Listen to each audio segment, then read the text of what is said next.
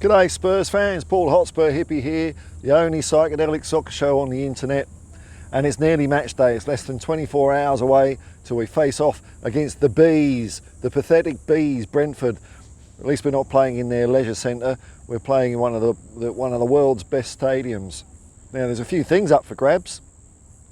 A few points on the Dreamo-meter for one thing, because I don't know if you remember last May, but Brentford and Buemo humiliated Tottenham Hotspur. We lost the game 3-1. So a draw or a win will put us ahead of where we were last year in equivalent fixtures. So I'm looking forward to that. I'm hoping we're going to win this one. It should be a bit of a, I say walk in the park, but why not, eh? Now, we've got some players wandering their way back over. We were close to having a Son Heung-min, not back for the Brentford game, but in the death of it, in like the 40th minute of injury time, South Korea equalised, went to extra time, and South Korea won through on penalties. They slotted all theirs away, and Saudi Arabia lost 2, missed 2. So that was that. South Korea, all you people out in England, I hope you're all cheering Australia on if we play South Korea to send Sonny home. But Pape Matar Sarr, Senegal, surprise loss, so he's back. He's going to be ready for the weekend, which is fantastic. Who are we playing on the weekend? Is it Everton? I think it's Everton.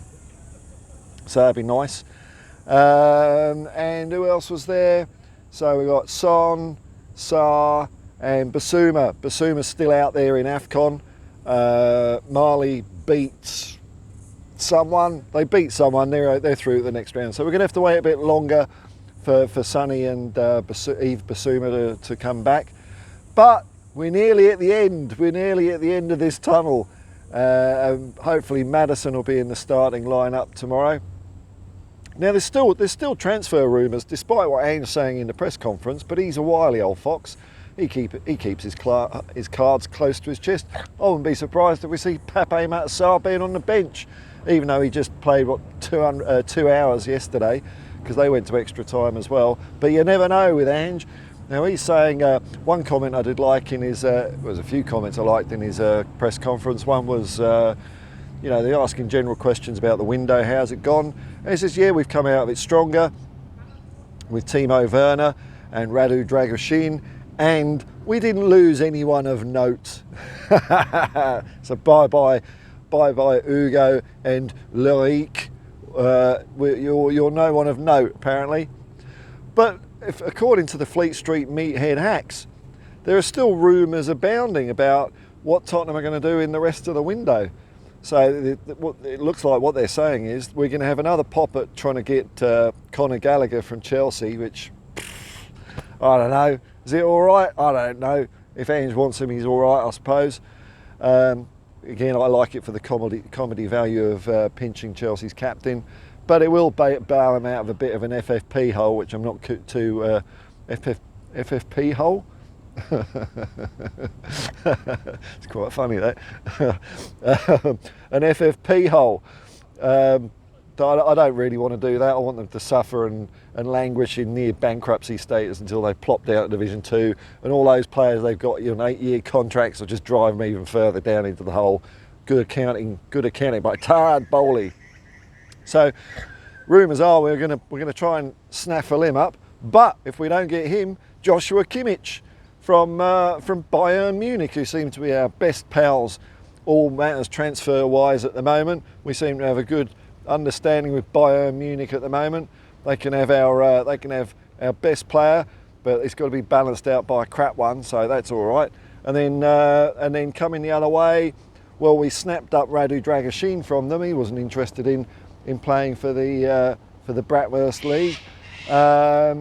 And I suppose they owe us one after that, don't they? I don't know how this football transfer stuff works, but Kimmich apparently is a rumour. So there's almost exactly about 24 hours until the transfer window slams shut. I think it's been a good window ever since we've got our business done early. Nothing's changed from that. My gleaning from the Spursosphere is that the transfer window at that stage was an 8 already, and I concur with that, and I'm staying with that. I still think it's an 8. even though we haven't done anything else, because I think we just got our ducks in a row early, got it done, we knew what we had to do, and we move on. So it'd be interesting to see if opinion out there has shifted, because I ain't. If it's one thing I am, it's consistently flaky. But in this one, I think it was a good window. We needed a centre back, and we'll see how Werner turns out. I think it's quite nice. Now, another thing that Ange said in the press conference, because a journalist had the temerity, the audacity, the bold-faced braggadociousness to say to Ange, well, it's another year that Tottenham haven't won anything. And Ange took a little bit of light-hearted jabbery with him and pointed out, well, you know, are you saying we can't win the league? Well, said the journalist. It's all right, journalists. You know, we all know that you don't think we can win the league, so stick to your guns, show a bit of intestinal fortitude. Don't just wilt in the face of Ange Postecoglou. If you're that hard, you should be able to stick to your guns. But no, these lily-livered scribes, they're not even scribes anymore, they're probably just all chat GPT drones these days. No, wilt at the first challenge, the first little half smile, the first little wink, and they fold like a deck chair. I don't know, deck chairs fold, don't they? But Ange is just laying the seeds there, you know, don't write us off. We're 8 points off the top, but we're 3 points off a whole load of bloody teams. So I'm not sure what it would take for us to leapfrog some of them this weekend. I don't know if they're within our reach goal difference-wise. The other fixtures don't look particularly weird and wonderful for them. So it might be a night of status quo, which is great, you know. I don't mind that. 3 chords, they're the 3 best chords. And it might be that things start shaking and baking on the weekend. But we've got a bit of a scope now at Tottenham to put a few wins together, get that streak going like we did at the beginning of the year. And it was Brentford that got us going on it, really. After 45 minutes of fairly average football at the Brentford Leisure Centre and Complex, I believe there's a nice water slide there, but no petting allowed at Brentford Leisure Centre. So that was like one of the worst 45 minutes we've played, and then after that we've been pretty brilliant all season, except maybe three performances, and I'm including the performance in Manchester City. That's pretty harsh though, I reckon. Manchester City did a very good job at stopping us from playing. Now that game has ruminated and percolated in my scant brain a little bit. I think that was what happened really in that game. Manchester City were very good at closing us down, and we weren't quite good enough to pick out those gaps. We will be though, we will be.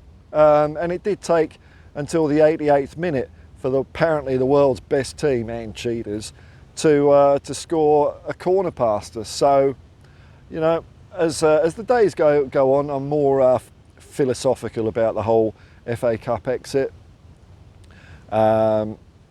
Obviously not nice to be kicked out of the cup, but we've still got stuff to play for this season.